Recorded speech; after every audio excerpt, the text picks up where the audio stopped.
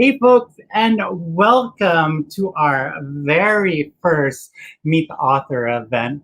I'm super excited to bring this to you folks today as we're into Pride Month. So first and foremost, happy Pride. And we do understand everything that's going on in the world today, and we want to bring a little bit of connection and levity as we're also going to be talking about some of the topics with today's author, Lexie Bean. I'm your host today. My name is Sarah. I go by she, her pronouns. And if you don't know already, I'm a proud transgender woman of color here to be your host this evening with today's fireside chat with Lexie Bean. Lexie Bean's novel, The Ship We Built, just came out today, and I'm super excited. I actually had a chance to be able to read this book over one day. This is a middle grade novel, but I mean, to be quite honest, it's for everyone. Me, as someone that is deceptively old, this is something where it's just a wonderful read. And you could actually get it through a weekend, if not a day. And I found it just so compelling to be able to get through it in a day. The Ship We Built just came out a couple weeks back. Actually, I think it was last week. No, a couple weeks back. And it's available at all major bookstores today. And last week. Okay, thank you, Lexie. So it came out last week. I picked it up at my local bookstore, Books Inc. But again, available at all stores worldwide. And we have the privilege and the honor to be able to bring to you today the author of The Ship We Built, Lexie Bean. Lexie Bean is a queer and trans multimedia artist from the Midwest whose work revolves around the themes of bodies, homes, cyclical violence, and LGBTQIA+ identity. Lexie is a Lambda Literary Award Finalist and passionate about creating honest and complex trans narratives that transition and grow along them. Their writing has been featured in Teen Vogue, Huffington Post, the Feminist Wire, Ms. Magazine, Them, Logos, NewNowNext, Bust Magazine, Autostraddle, and many more. The Ship We Built is their debut novel supported with the residencies at the Sundress Academy, Paragraph, New York, and here, pretty local, Santa Cruz Bookshop. And I don't know if Lexie knows, but it's actually Santa Cruz Pride that's happening this weekend to kick off Pride season. But everybody, give it up for the author and today's guest, Lexie Bean. Hi. Hey, Lexie, how are you? I'm sweaty, reflective. Yeah. And like needing some serious mental health check in time. Yeah. Yeah, I mean, with everything that's going on, I think a lot of folks need to just take some breathers. So I hope you're doing okay. And I hope that the conversation we have with our audience and the folks here in Silicon Valley, I hope we could bring some levity and some understanding and how we could just maybe take some solace in this wonderful book that you wrote. Thank you. Yeah, one of my hopes for it is that while it can offer an escape for people, it can also at the same time connect people to big personal themes, both to my life, but also to so many people, including incarceration, sexual abuse, and finding the imagination and strength to build a world that you actually want to have a future in. Absolutely. Yeah. And to be honest with you, I had a lot of doubt and questioning over whether, with the recent protests, especially, and wanting to center Black Lives Matter, whether or not I should move or cancel certain events. And at the same time, I feel that it's my responsibility as a writer to hold space for people who wouldn't necessarily go to a political event, while also kind of subversively offering relevant content and thought and information for people, especially young kids who can't necessarily go to many protests, and also parents with their own barriers. Yeah. In a lot of political activities. So I feel it's my responsibility as a writer to engage people, and also my responsibility as a white domestic violence survivor to continue these narratives of questioning, like, who can ask for support, who gets punished, which is very much a part of the book, and we can talk more about that later. And also questions of solidarity with people who have bad relationships historically with the police, and solidarity is so important right now with BLM, but also with ICE. So many layers of like, we need to find a way to hold space and challenge. And so it felt wrong to cancel. Thank you so much for not canceling. For Silicon Valley Pride, we actually ended up canceling several events. Yeah. I think it was through our discussion, Lexie, where I was able to like let the board know it's just like the themes that are current with today's socio-political climate, they're actually discussed in Lexie's book. And I wanted to make sure that we amplify so many things that you put in this novel that you wrote. So again, I think it's timely. I think that there's a lot of themes that, although it's very nuanced, I just, without even giving any spoilers, it's such an amazing read. And if you pay attention clearly and closely, you'll find a lot of themes that resonate even back to when it was written, or the time period it was written, which was in the late 90s. A lot of it could still be pulled today. So let's get into this conversation. You're currently in New York City, right? Yeah. Yeah. You'll hear a lot of sirens probably throughout this this conversation. Yeah, understandably so, right? So with the novel, The Ship We Built, it's set in the Midwest. Did you grow up in the Midwest? And if you did, how was that like? Oh, yes, I did. I grew up in Michigan and Ohio.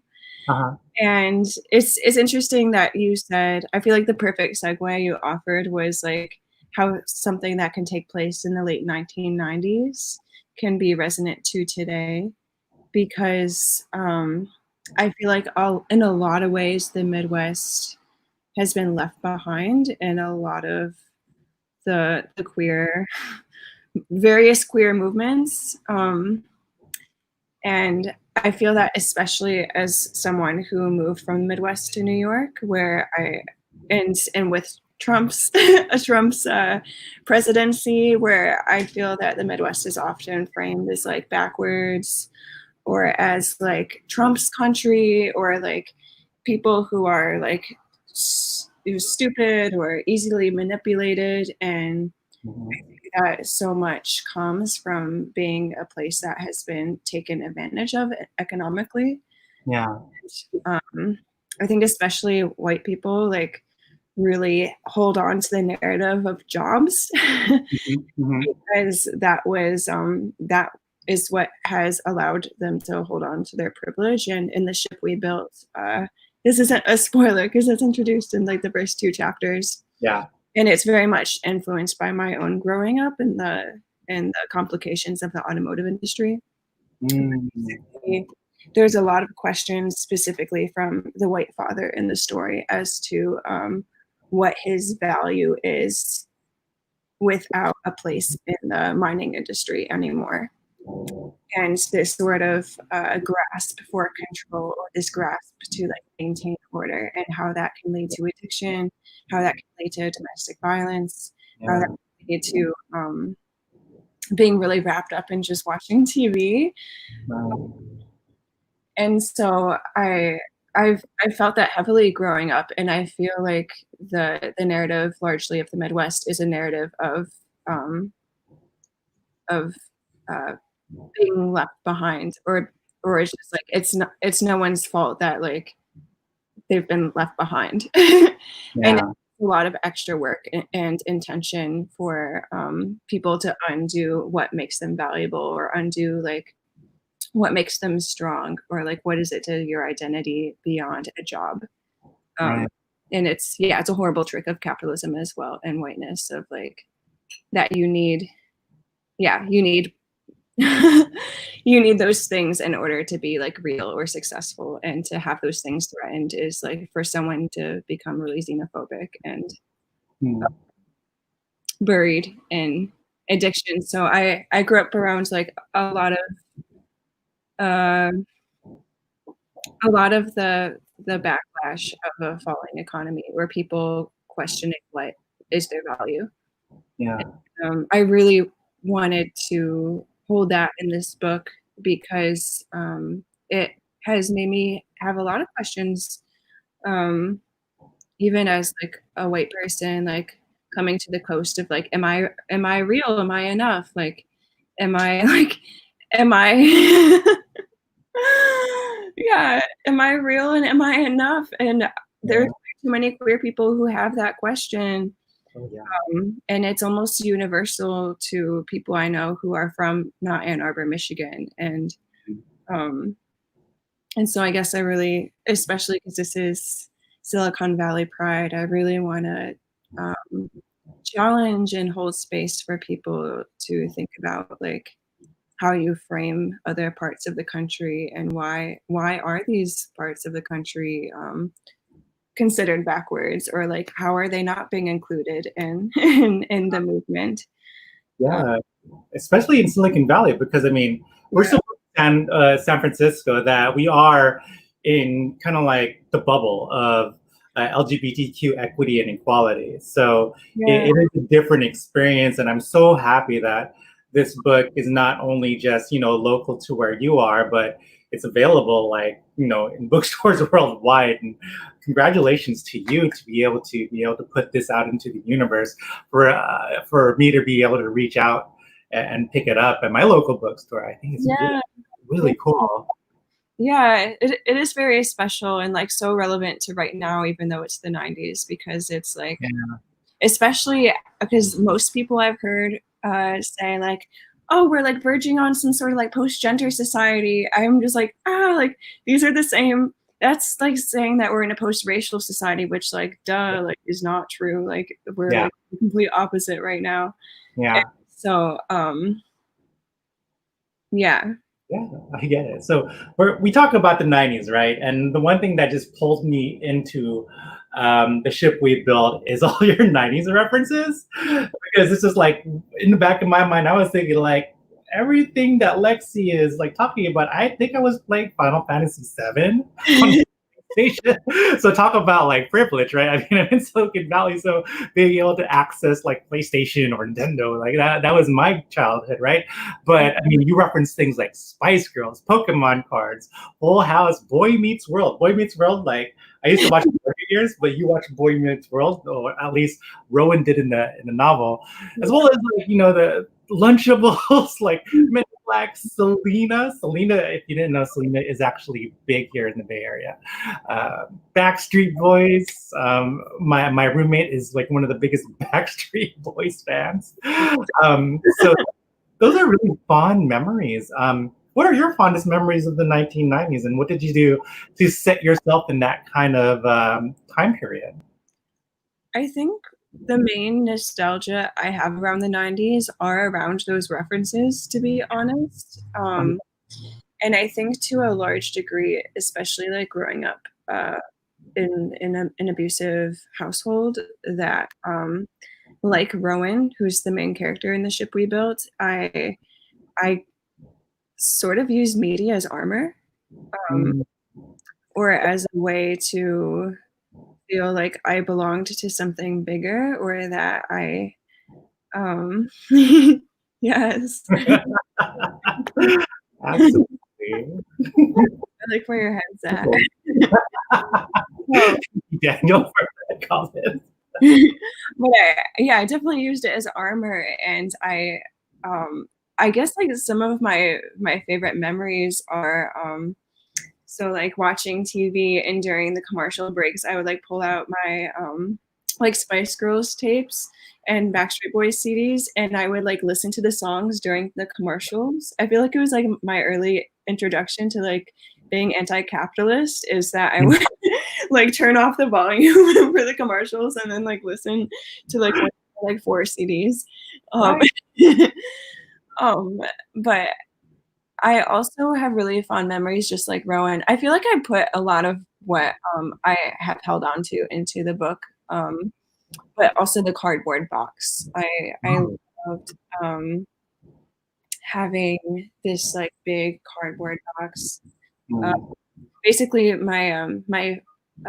are a bunch of people in my family and in our circles who do like different sorts of like labor work, or like things like working in the Cadillac factory, or like construction and that sort of stuff. And so, which is, I think, a big part of, this is generalization, of course, but a big part of growing up in the Midwest. And I loved punching holes in the box and sitting inside and letting the beams of light come through to kind of feel like they were stars, but own basement. So making my own stars. I also really loved, I loved pretending I was like a ghost or a witch, or just kind of making up stories and writing with my gel pens. And yeah, so I definitely like have a lot of myself in the main character.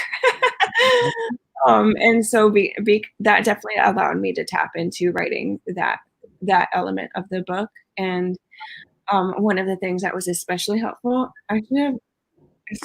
this is why I shouldn't do interviews in my bed, because like things get lost in my sheets. But I have this really nice gel pen I wanted to show off because it has a star at the, oh, there it is.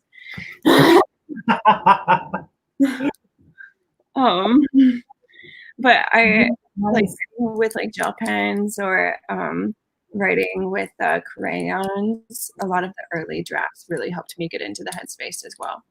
Yeah, I mean, to me, my little tchotchkes and my little like moments of joys. I collect magical girl wands, so like the Sailor Moon wand, and I had one of those. Yeah, so I have those as just kind of like my like money is not an object. I will get them like, just because like I feel like in a lot of ways I'm a magical girl, so I'm like that just speaks to my heart. So with the book, the way you convey these letters, these messages, it's kind of like message in the bottle style, but instead of using a bottle, these are balloons that these letters are just put into. Every chapter is one letter being sent and floated out to hopefully someone somewhere is reading these letters. Yeah. What was the inspiration for that? Because that is really like a driving force for, like, I could imagine that I could tear apart pieces of this book, put it, in an envelope, send it. Well, I want to put it in a balloon because that's not eco-friendly, but sending it off. Don't endorse. So a biodegradable balloon, right? Someone reads it and it might, they might feel something. So what was the inspiration for that? A few things. One of the first things that comes to mind is that I was always a pretty slow reader. I struggled a lot with reading growing up, and to the point where I was in the resource room, essentially, which at my school was kind of a nice way of saying that you're gonna hold back the rest of the class if we keep you in here. Yeah. Which I have definitely internalized. But yeah, I've grown up kind of thinking like I can't read, right, or that just like books aren't for me. So it's pretty ironic that I ended up writing a book, but I wanted to write something where there wasn't a correct way to read it. I wanted to do something where if somebody read them out of order, even, or if somebody just reads one, they still get the point of the book, and that is to one of them is to be responsible for what's being shared with you. And I feel like letters forces kindly kindly forces the reader to be responsible for Rowan's safety and feelings. And of course, I resent being in a world where I have to like trick readers into like humanizing a trans character. And I don't want to be in a world like that, but that is the world that we live in. And I really wanted to open this up for people who wouldn't read a trans book. And so in this like little flappy part, the quote says, "Sometimes I have trouble filling out tests when the name part feels like a test too. When I write letters, I love that you have to read all of my thoughts and stories before I say any name at all. You have to make it to the very end to know." And so the format of letters also allows Rowan to tell his story before he says anything that implies his identity necessarily. And that to encourage someone to sit with the story first is humanizing. Of course, labels and words, they can be a source of community and empowerment and reshaping what someone has said before to bully you. But to another degree, and another reason I said in the late 90s even is like not using the words is sometimes freeing because there's so many assumptions of what it has to be or what it means. Another inspiration for the letter format was that I wanted to offer an example for how to ask for help. There's a million ways to ask for help, and that's one of the main themes of the book also is like Rowan's journey and asking for help in different ways. And I think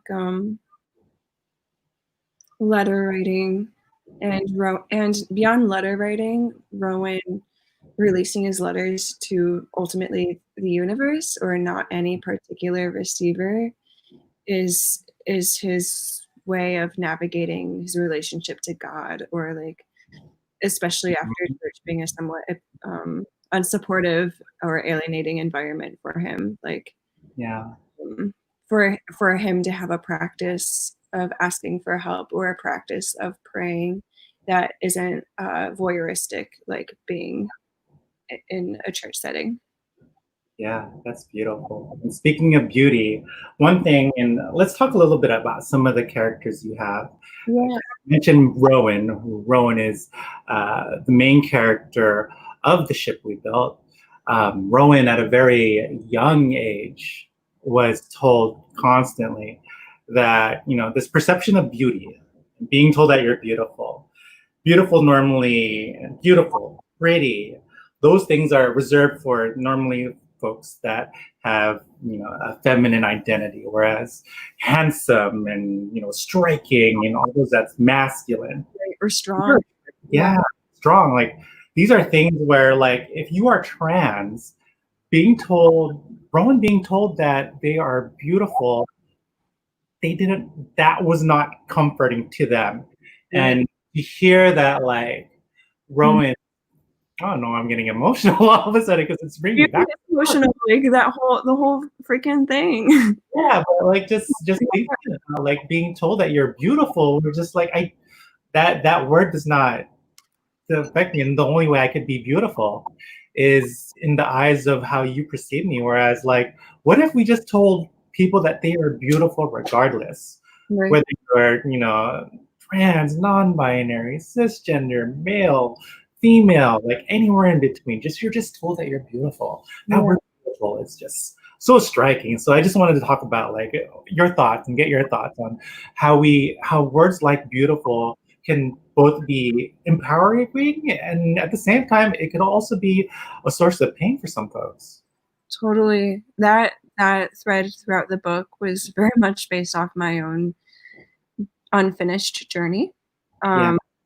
Because I feel that yeah, being trained as a female. I feel like I like that phrasing better than socialization or like those sort of things. That Yeah.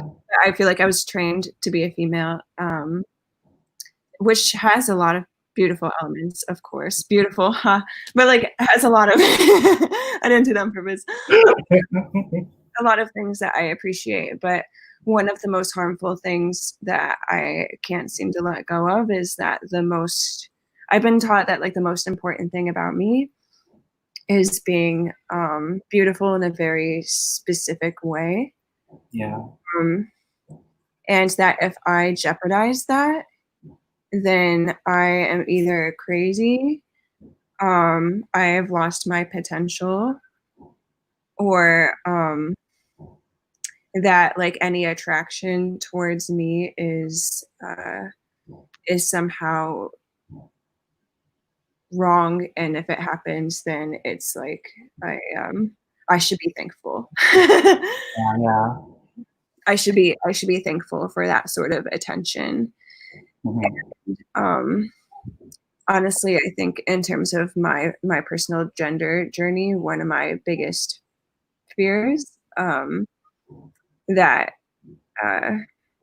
is like transitioning and not knowing what's valuable about me, because I can't seem to shake the way I've been heavily trained in that particular way. Yeah. And this is not really a spoiler, but I think that one of the biggest things for Rowan especially is that his dad is sexually abusive towards him, which was inspired by my own experience as well. And I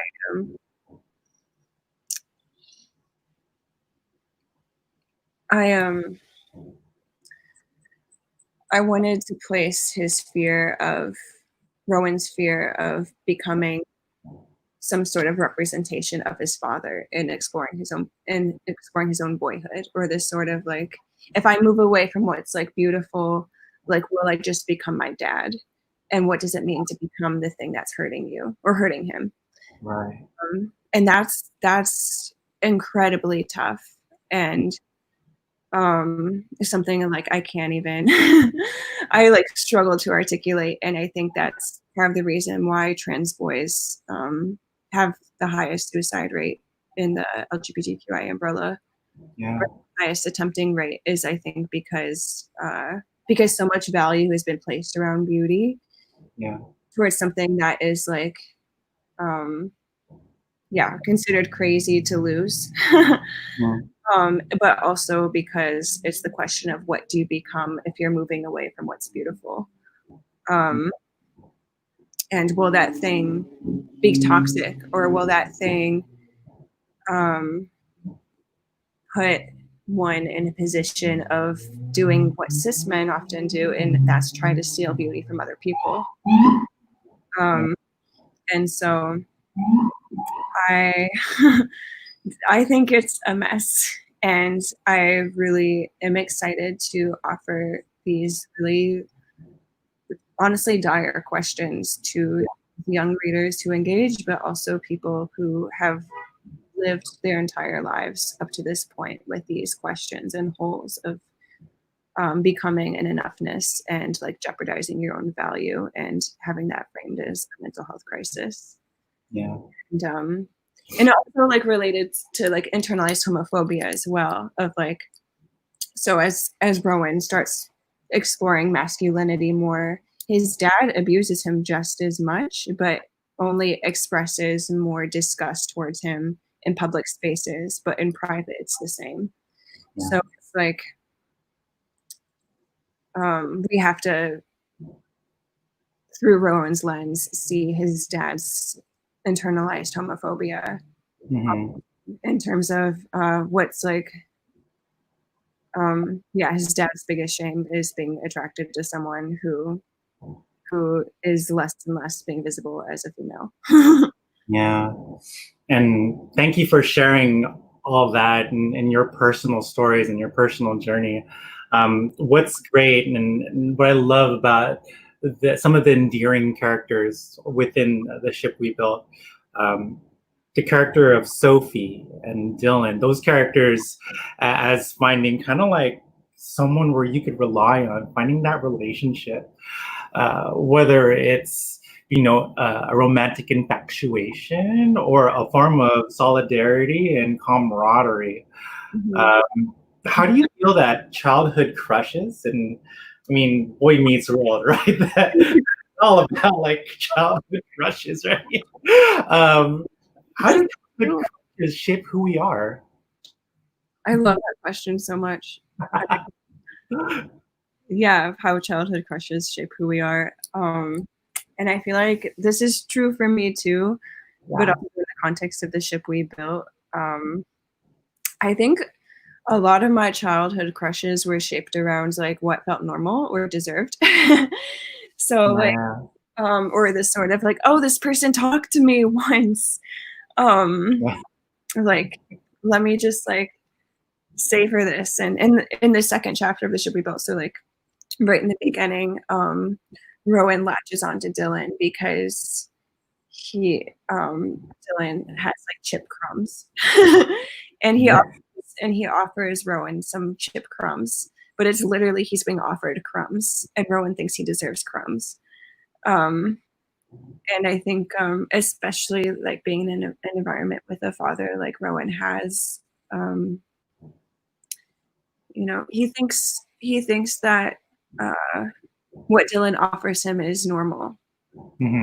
Normal is to be safer in a way, in this sort of messed up way, right? Especially in a transphobic and like racist world, like what's classified as normal is safer. And so I think the ironic thing is what is safer in Rowan's case is actually not safer, and perpetuates his own self-loathing.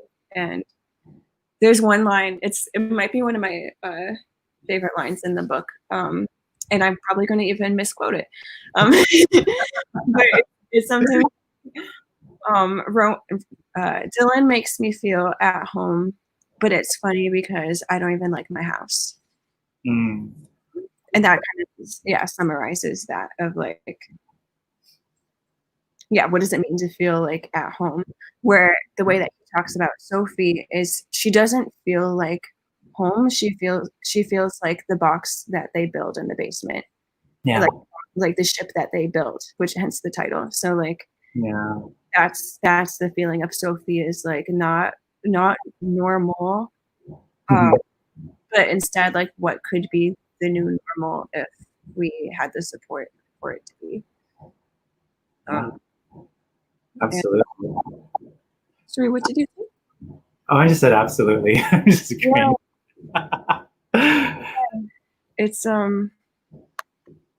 It's really hard and really important, and I feel like I have perpetuated this sort of cycle throughout my adulthood, even of this sort of like leaning into what's normal or what could be a project or like what could be, you know, as opposed to following my own joy and letting the work be building something new.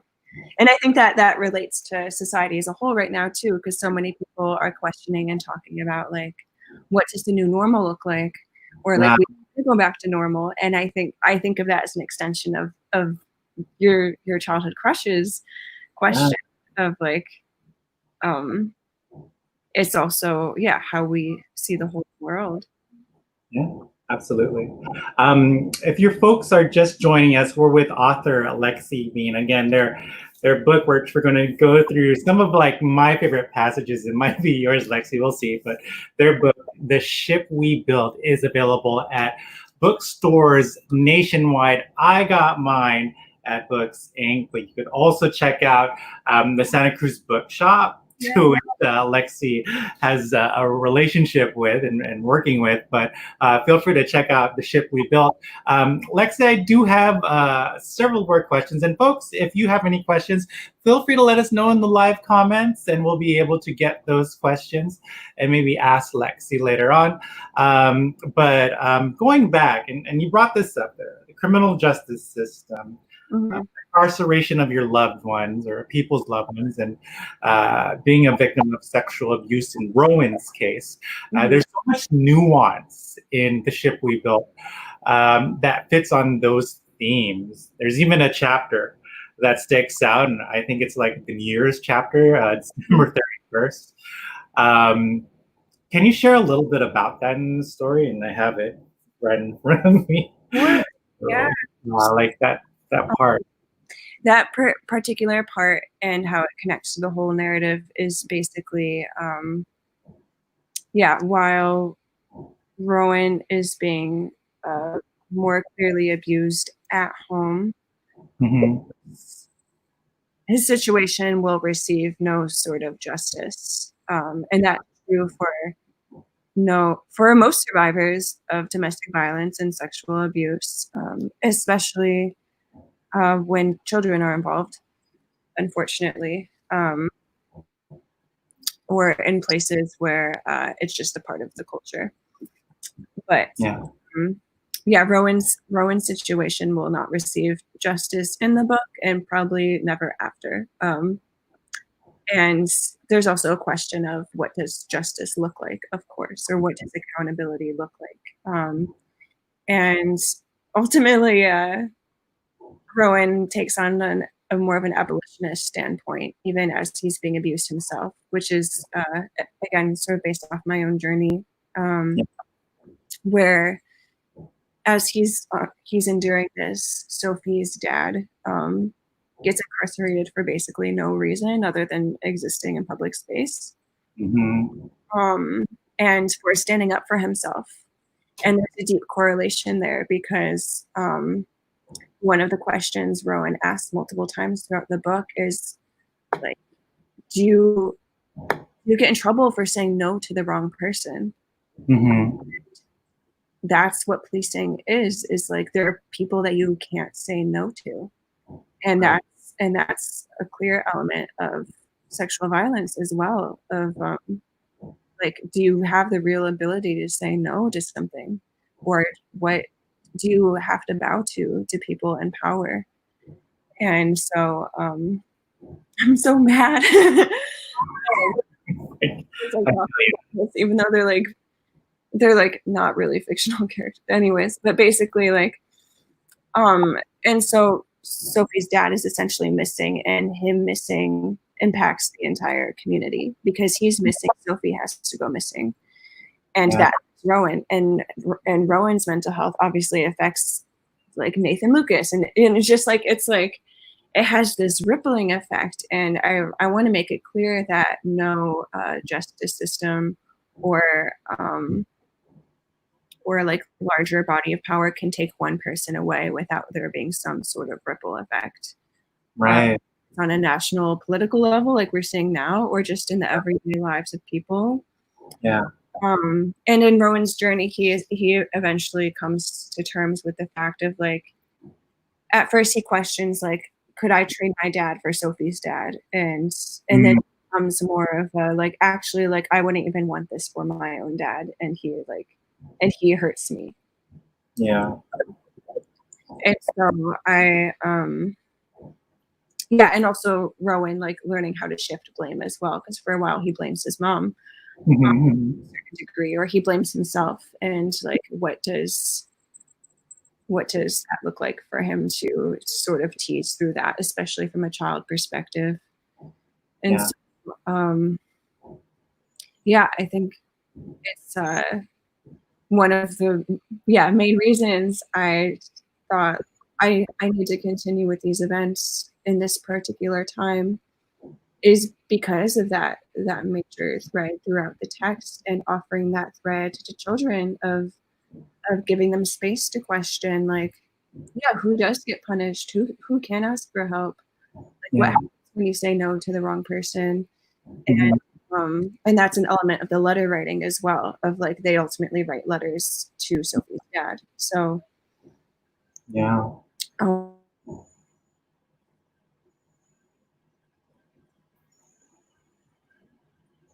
I see there a little bit of a pause there. So give us a second.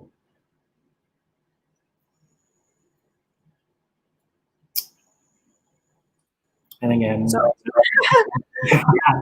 yay, technology, right? Uh-oh. Well, we're still with author Lexie Bean. Again, the book is The Ship We Built. If you haven't had a chance to check it out, pick it up. We'll have more information at the end. Gotta love these virtual events, right, Lexie? And right now, I just see them just frozen, which is totally fair and totally fine. Where's it me that's frozen?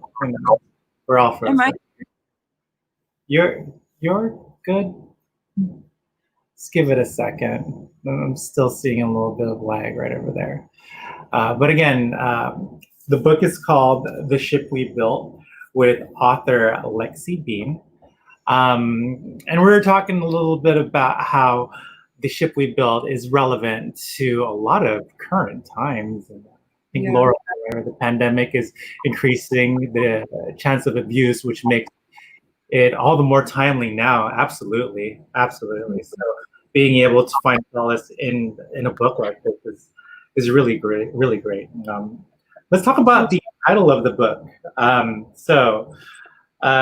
There's a chapter that I absolutely love that I feel like it just ties in perfectly with the book. And the characters talk about there are no jails on the moon. And I think you elaborated a little bit on it and a little bit with your childhood, just being fascinated with boxes and just putting holes in the boxes and seeing stars.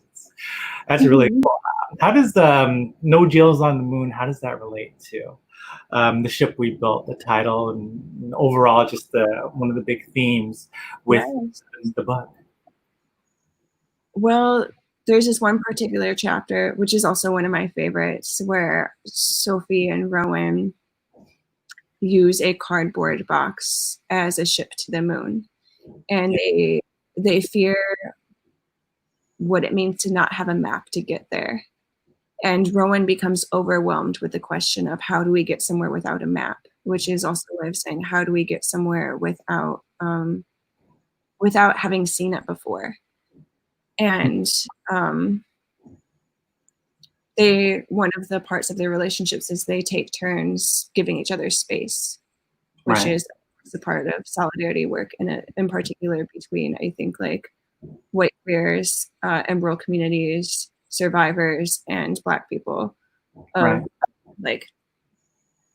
Lots of moments for solidarity that should not be overlooked. And basically, they use this box as a way to think about how to get to the moon. And one of the questions Sophie has, Rowan's fear is how do we get there? And Sophie's fear is what if there's prisons on the moon? Or is where we're going even worth it if there's going to be a prison there? Which is, again, pointed to now as well, of like in this new normal that we create, if there is going to be prisons, is it worth it? Or is it even a real different place if there are still prisons? And Rowan responds, no, because on the moon, there's only rocks and things that we love, and there's no gravity to hold us down. And the gravity, of course, is the gravity of the many lives who have fallen due to the justice system. Right. So I just I want to introduce kids to this because they are the future, and it's up to them ultimately, and it's up to us to decide what that next step is going to look like. Yeah. To encourage that real imagination. Yeah. Absolutely. Yeah. That's rightfully so, and that's rightly said.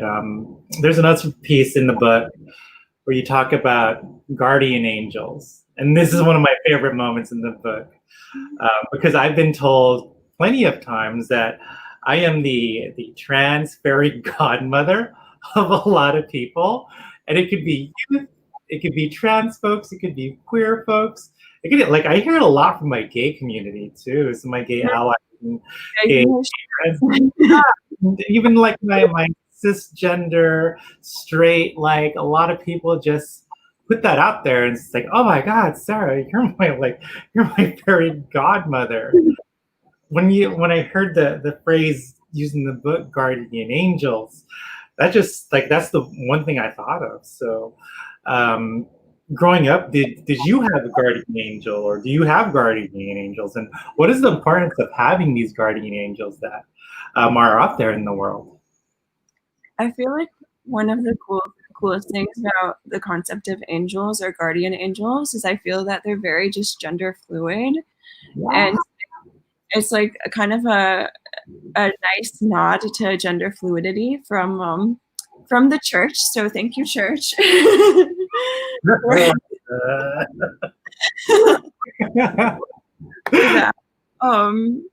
But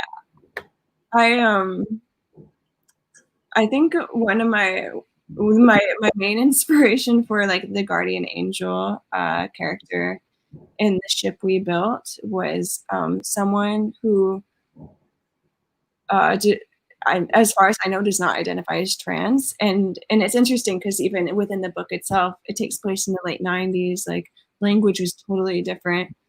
Yeah. Who knows if the guardian angel identified as trans? Like, who knows what they were even assigned at birth? Like, we don't know. Like, and the point is, like, that's not the point. The point is that they offered some sort of representation of that. Not only is there something to grow up to be, but that person is healthy. That person is holding orange juice. They must be healthy, or like this. Like, yeah. I remember that part. That was awesome. I can show a quick picture from the book that has Rowan's drawing of the guardian angel. Yes. Love it. But my guardian angel at first was this singer called Crystal Harris. Do you remember her? No, I feel like I do, but I'm not sure. She had like one hit song that was the song in the Princess Diaries, maybe trailer, if not credits, called Supergirl. Everyone look it up. Supergirl by by Crystal Harris. But she had like spiky, like short spiky hair and a nose ring, and like I was so obsessed with her. And she had this song called Angel on My Shoulder. Yeah. And it just felt like really special to me. And I didn't realize this until years later, but it felt very special to me to like hear someone who like was coded as queer, no matter how they identified. Someone who didn't have traditional femininity singing about like having an angel on her shoulder and being like, oh, like this person is protected. This person, oh, thanks, Daniel. Yeah. More information about the book in a second. Go ahead. Yeah, I was just like, oh, this person is like protected. And I remember actually loving the CD so much. Her CD is called Me and My Piano. Mm-hmm. That I like slept with it. It was underneath my pillowcase, and it had like a crack in it because I like was like sleeping with this. Yeah. And I feel like you have to just explain, it's like to some members of the audience, but what's it? But yeah, I totally feel you on that one. Yeah. So that was like the inspiration for a lot of elements of that character, of like the angel element, the nose ring, the like this spiky hair, and this sort of like swagger, but also like how Rowan latches on to this person's voice. This person, Crystal Harris, did not have like a rasp, like a Midwest rasp. That comes from labor and probably like a lot of smoking, but like yeah, that she was sort of my like first guardian angel. And And I think other versions of that, or other versions of representation, haven't necessarily added up into like one particular individual, but a collage of many. Oh yeah, absolutely. My guardian angel. When I Yeah. came out, I thought I was going to be the first like famous queer trans Filipina. So my background is I identify as Filipino, and that's my ethnic background, and I wanted to be like known, but my guardian angel, who I met at a human rights campaign gala, was Gina Rosero, and even before I met Gina Rosero, she came out on the biggest of stages, TED Talks. So if you've seen that TED Talk back, I believe it was either 2014 or 2015, spring of. I remember seeing that, and one, I was bummed out. That's like, I'm not going to be like the most famous trans, Filipina in the world. However, to be coming out on like one of the biggest stages, like a TED Talk, and to be able to eloquently come out on a stage like that, it's something that resonates me to this day, where I find solace and kind of like comfort just viewing that TED Talk. So I highly recommend it if you haven't seen it, but yeah. I'll watch it. Yeah, and I feel like that's so radical too, because I think trans women especially are kind of framed into like their looks or their body. I mean, just like cis women, but even to a greater degree. And so to have someone be on a stage for her words is mad as heck. Like that's the whole point of TED Talks is to elevate somebody's words specifically. So I think that's great. And I think we could have your own talk show after this.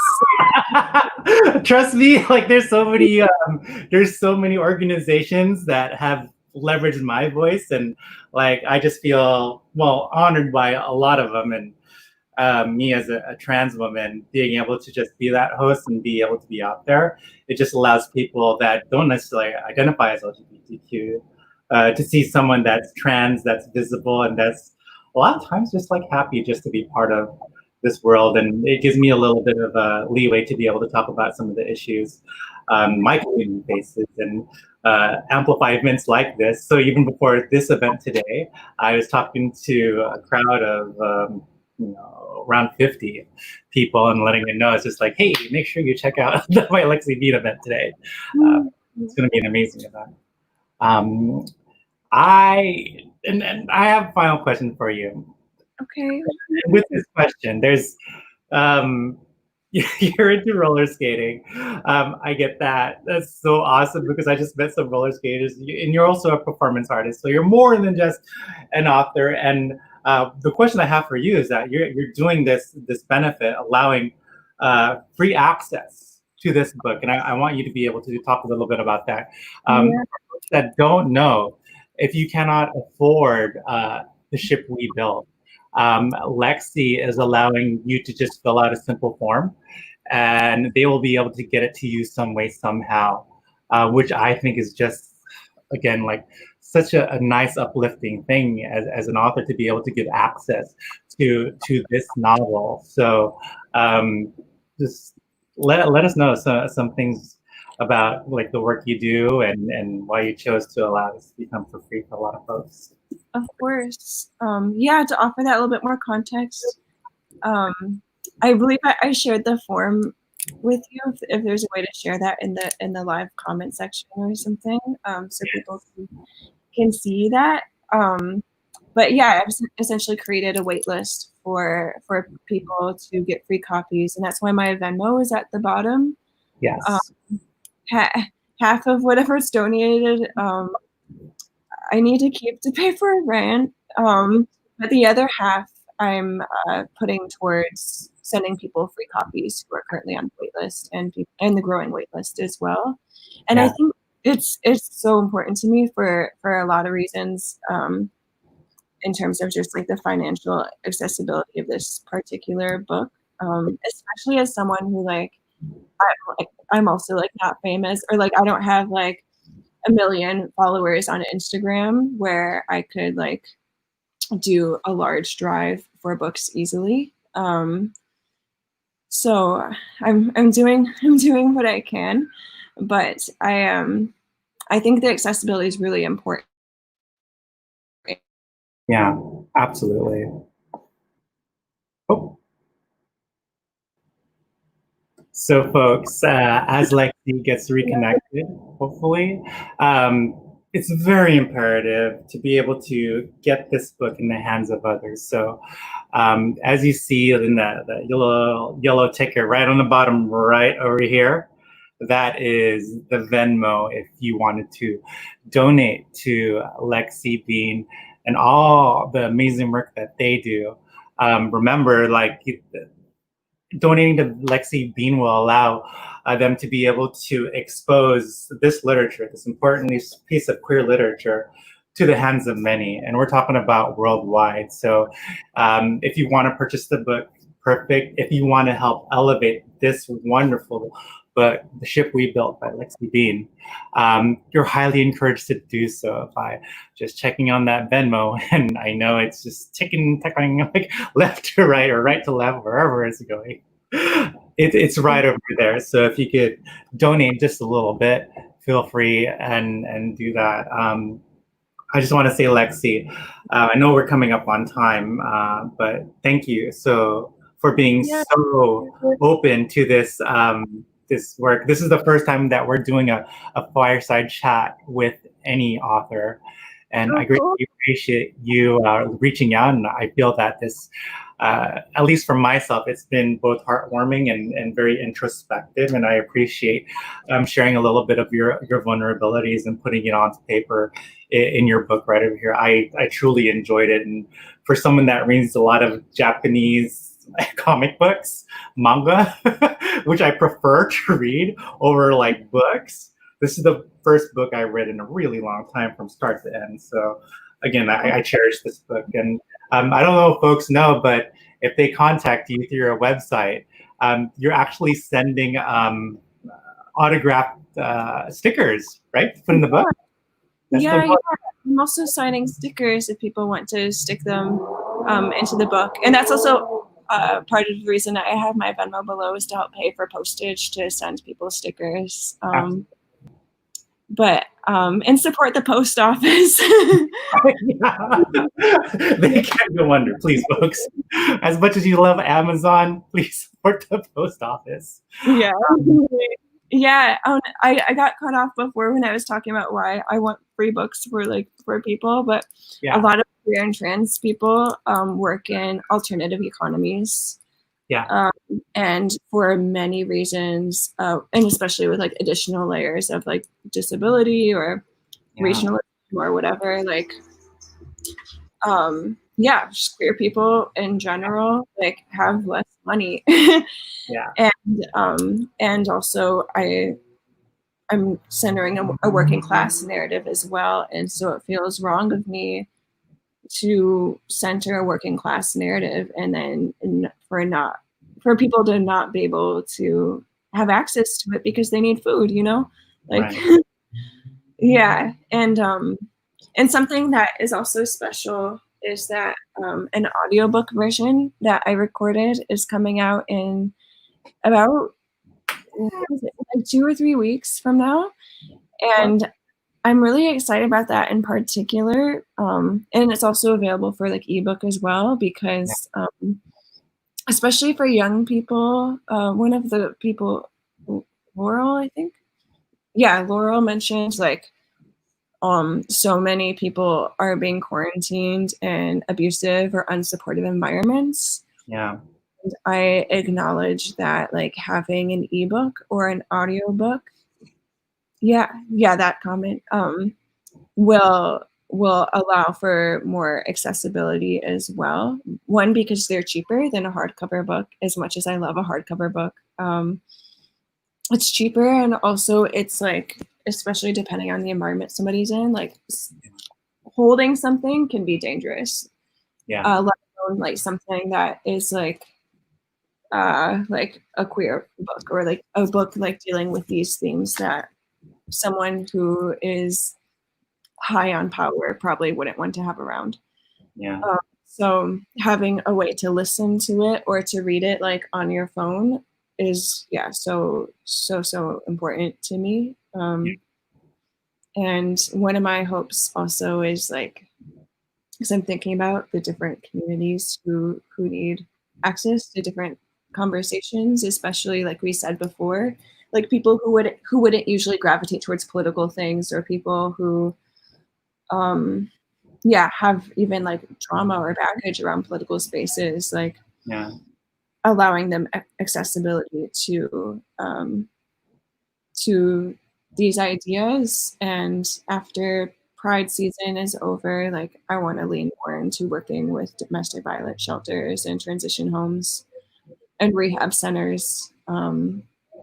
So I'm just like thinking all the time about like different ways of sharing. And so thank you for you and your team for holding space for this and for being really generous with your energy in a really big feelings and dire time. Thank you so much. That means so much to me.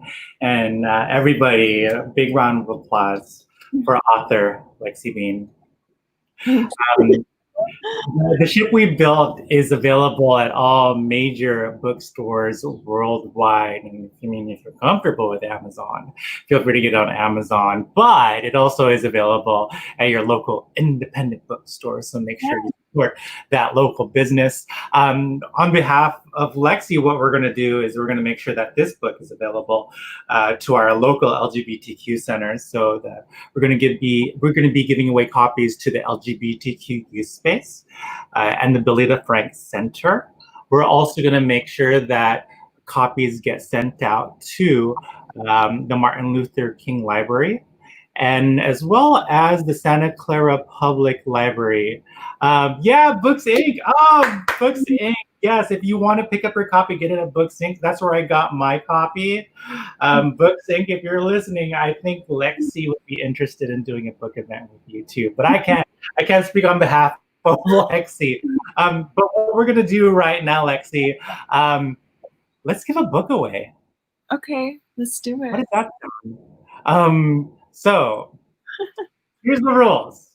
If you stuck around, and if you could answer this one quiz question, just one, all you need to do is put in the live comments. I have my moderator, administrator, facilitator, Saldi on the back end that is going to be getting the first person to put it in the chat. And unfortunately, this won't work well on YouTube, but if you're on Facebook Live, feel free. Here's the quiz question. Are you folks ready? Okay, so here it is. Be ready, because you're going to get a copy of The Ship We Built. If you could answer this one quiz question, and you're the first one. In what decade does The Ship We Built take place in? In what decade does The Ship We Built take place in? So if you could put that in the live comment, let us know. If you are the first one, you can give it away to anyone you want, or you could just keep it for yourself and read it. Brian Rodriguez, congratulations. This is fun. I think it's like for the folks that have grown up in that decade, it's just like that's the one thing I remember. That's my song. That's my beat. But again, Lexie Bean, where can they find you on the social medias? Where can they find you on the Twitters? Where can they find you anywhere? And give us that information. My Instagram is right below. I'm not on Twitter because I think it would be bad for my mental health. I'd like to thank my partner for encouraging me to not get a Twitter. Yeah. And congratulations, Brian. If you would also like a sticker for I'd also like a sticker for your book to stick inside of it and have it signed with anything personal. There will be a form for that. Yeah. And we'll be able to share all those forms. Again, The Ship We Built, amazing work. author Lexie Bean. Congratulations on your first novel and putting something like this beautiful and this handsome and it's gorgeous. Like whatever non-gendered pronouns we could use. Like this, and again, amazing work. Folks, make sure you support Lexie Bean. Again, their Venmo is going to be right on the bottom over there. Make sure you support artists like this. And on behalf of Silicon Valley Pride, Lexie, thank you for taking this time. I know you're on the East Coast, so thank you for staying up just a little later to have a talk with us. And we look forward to partnering with you more soon as maybe attempt the second part of this, because we have to go through those teenage years, right? Yes. Yeah. Draw of early 90s emo music. Try to go into the 2000s. Early 2000s emo music. Yeah. That's reason enough to do a sequel. So. All right, folks. Well, have a wonderful day. Thank you again, author Lexie Bean. Again, the book is called The Ship We Built, available at all major bookstores, including our local independent Books Inc., as well as Santa Cruz Bookshop, and just worldwide. And if you want an autograph sticker, make sure to follow Lexie Bean, and we'll also have the forms for that. Thank you again, Lexie Bean, and happy Pride, everybody. Thank you.